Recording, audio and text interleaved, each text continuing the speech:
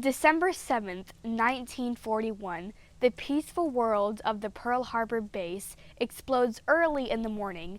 A Japanese fleet has dropped 8 bombs on the U.S. military base. This will be what sparked an uproar of debate that fueled the U.S.'s entry into World War II and a controversial diplomacy to force thousands into camps. These events would influence our nation forever. We were building a small medical unit on the north banks of the harbor, and suddenly we heard a buzzing, and it kept getting larger, bigger and bigger. Somebody said, we're having a practice attack on Sunday? That's unusual. Looked up about that time, this first plane released a bomb. I said, man, that's the biggest practice bomb I've ever seen. We didn't know what was happening. The ship was shaking. I had my skippers on, and I said, well, let me go up and see what's happening. We thought it was our own planes, but the planes got overhead. We looked at the wings, and there was the rising sun. You could see the big old red ball on the fuselage, and I could see the operator when he moved his lever to release the torpedo. A Japanese torpedo plane down at port side, pilot, radium, and co-pilot laughing like everything. We ran outside and seen the adjoining hangar engulfed in smoke and flames. We also then seen all of the aircraft overhead circling with the rising sun insignia. Then we knew what happened. Pulled myself through with all my padding on to get to the crow's nest, and I'm up there on the lookout, and no guns, no nothing. Ships are burning, planes are flying all over. They peeled off and come down and started bombing, disintegrating our ships. And then we knew we were for real in the war.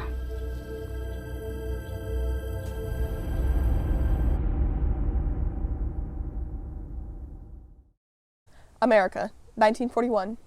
Tensions are brewing not just here, but all around the world. As Adolf Hitler continued his invasion into Poland, news inevitably reached the U.S. People wondered, should they join, take down the superpower, or do they stay on the sidelines? After the last war, the Great War, nobody really wanted to go through that again, and so the debate raged on. Until December 7th of the later year, the Japanese bombed the American military base, Pearl Harbor. The reasoning for this was because the Japanese wanted to take over Southeast Asia, but America was in the way of doing just that. And by bombing our military base, the Japanese hoped that it would leave America devastated and motivate the country to just give up. Of course, America did not budge, and so chaos trailed quickly behind the Japanese anger. 8 bombs were dropped on Hawaii's U.S. military base. At the time, being a mere property of the U.S., it still affected the U.S. greatly. Pearl Harbor, 1941. It was left in horrific shambles, boats overturned, hundreds lost. What is left of it is not good. As the news spreads, so does the outrage. People, of course, knew that the war was happening, but for it to happen on their own turf, they were obviously really upset. Millions of people joined the push for war. Propaganda sparked, political cartoons, posters. People really wanted this war to happen, more than before. What was a small debate in the grand scheme of things in America swelled so big, so fast, that it needed diplomatic action. The first matter of business for America's higher-ups. After the Japanese enemies attacked, a fear was instilled in most of the population against Japanese. Hours after Pearl Harbor, the FBI rounded up over 1,000 Japanese citizens. Freezing their assets, the Navy started removing Japanese from the ports. With fear of Japanese from those who weren't, and Japanese being attacked, something had to be done. So with a diplomatic swing to calm everybody, Order 1966 declared that Japanese would be sent away into concentration camps. Anyone at least 1/16 Japanese were sent, including 17,000 children under the age of 10. There were 10 camps, and in those, 120,000 people. That's 12,000 people per camp. For size, That's more people than can fit in our local concert stadium. Each camp was like a town with schools, factories, and even post offices. Depending on the location, factories would distribute cabinets, garments, mattresses, even naval ships. Violence was rare, but not undetectable. Prisoners were shipped by train and forced to march 2 miles to camp.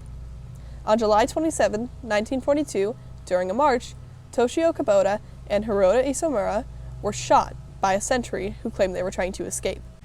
On the 4th of August 1942, a riot broke out in the Santa Anita Assembly Center as a result of overcrowding. The riot peaked to Fred Tamiya being beaten and severely injured. Fearing farther damage, police tear-gassed the crowd. James Ito was killed instantly, and several others were wounded. Harry Uneo was later arrested for Tamiya's attack. Among those injured was Japanese-American Jim Kangasawa, 21, who died of complications 5 days after the fact. The other major product of Pearl Harbor's attack, the war effort. Millions of U.S. citizens wanted to join the war after the horrors of the attack. Propaganda was everywhere. With all the want for a war entry, it reached Congress very quickly. Although the U.S. was supplying Great Britain before with war supplies, despite claimed neutrality, it was time for an actual declaration of war, and President Franklin D. Roosevelt knew that. In December of 1940, Roosevelt accused Hitler of trying to go on a world conquest. When he ruled out negotiations with him, he decided to take action. Roosevelt established a program aid to help nations against Hitler. After a few years of being a neutral ally, the clash of world power, rising tensions, and a spike to Germany and Hitler, something was bound to happen, and something did. On December 7th, 1941, when Pearl Harbor occurred, it was the final straw. Mere days later, they joined the war. A brave, rough war was fought for the next 4 years, spiking as allies centered around Hitler, tracking him down, where he was eventually found with a bullet in his head. Nearing the end of the concentration camps, in March of 1946, the last Japanese internment camp was closed, but only after 2 years after the war had ended. These camps were ended by Gerald Ford, the President of the United States at the time. After the fact of this matter, someone had to pay for the consequences of this failed diplomacy. Congress awarded $20,000 US to over 80,000 Japanese Americans each. That's a lot of money. As the war concluded, the Japanese weren't the only freed. The world was freed from tension and fear. The Jews were freed from the concentration camps in Germany. The diplomatic action for the U.S. to join the war majorly influenced how it ended, and it was the result of a debate sparked by Pearl Harbor, which eventually led to the war ending peacefully.